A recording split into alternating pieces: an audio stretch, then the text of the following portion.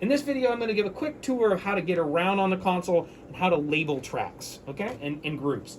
So an interesting thing happens on this desk sometimes, not always, but sometimes you boot up or you start fresh and all the faders over here are blank and there's just nothing working. And that can be really confusing at first. And what it is that somehow a pop group has been selected. You can see how that one's dark and that one's not. And when it's selected, it's dark. And since there's nothing in this VCA/pop group, there's no faders over here. Sometimes we call this fader spill. There's different names for it. So if I unselect that pop group, boom, all my channels pop up. So if you're ever lost, like where are my channels, that's a common problem. Now that we can see the channels and we can see input meters dancing above because Pro Tools is in loop, we want to learn how to move around. Of course, there are only 12 faders and there are 48 channels. You can move by bank of 4 with these scroll buttons. So this is moving, 4, 4, 4, or back 4. And this can be it works, but it's pretty slow and laborious. There's a better way to do it using pop groups, and I will show you that in a moment. Before I show you that, let's assign everything to the stereo bus, because by default it's not, and this is basic, you've been Gauguinized thing where, nothing's going to the stereo bus. And keep going through all your faders and do all 48. And I've done 20 so far, and I'm going to make the video shorter. I'm going to stop right there.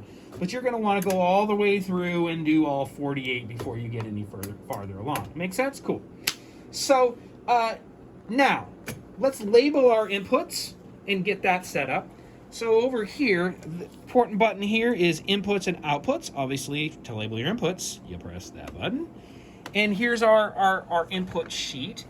And I'm going to just do a real quick label. I'm going to click in there, and let's just make it as fast as possible and go kick, snare, hat. I'll skip a bunch of others. And let's say we'll put the bass on 9.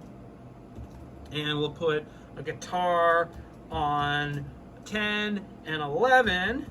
And we'll put a vocal way down on 16, all right? This is just a really fast input sheet. And if I go over here, of course, you probably can't see them, but there's the K. You probably can't see them now. K, S, H, they're all labeled. Now, the best thing about this console is color coding. And on here, I can easily color code my instruments by clicking the little palette and saying, yeah, I really want that input to be red. And if you go over here, you can see, yeah, that input is red. Now, there's a better way to do labeling, and there's a better way to get around on the desk, and it's using the pop groups. Pop groups are by far the coolest thing about this desk. Essentially, they're just VCAs, but they are also VCAs combined with fader spills. It's kind of like the CL3, but way better. What I'm going to do, and this is important we see this, I'm going to put all my drums in VCA 1. So I'm going to hold it and move slightly to the left with the camera. You're going to see everything go blank and then come back. So I hold it. And there you go. Now we're in the point. I'm still holding it. It's flashing there. And now I'm going to pull all my drums, which is kick, snare, hat. And I'm actually going to go all the way to 8 to imagine there was a whole drum kit. And you can see how they're highlighted. They're dark, right?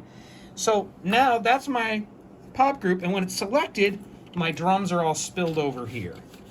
Out of the pop group, I see everything. In the pop group, I only see the drums. Really, really cool. Now, over here, you've got... Actually it's down here first. If you hit the VCA assignable controls button, you get your list, you get your pop groups. And I'm gonna name the first pop group, of course, drums. And I'm gonna arrow down, the next one bass, next one will be guitar, and we'll go and make the next one vocal. So that's spelled all wrong. Just to repeat what we did a moment ago, let's go back over here. Let's put the bass in the bass pop group. So I select the bass pop group and I hold it down, flashes. Let's put the bass in there. Done. Let's do the guitar now. Guitar, hold it. And put the 2 guitars in there. And done. Let's go out of the guitar pop group. And now let's select the vocal pop group.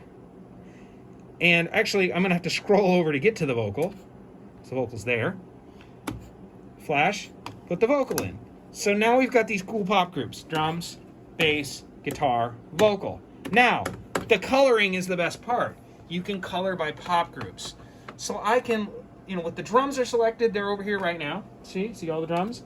I want to colorize all the drums in one shot, be in this VCA group sheet, and just say, yeah, red please. And that spill button, boop. if you didn't see it right there, it's a little paint can.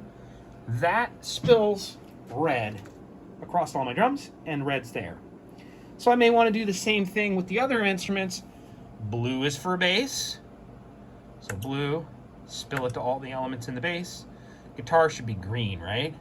Vocal should be violet. You like that idea? So I'll find a violet, and I will spill it.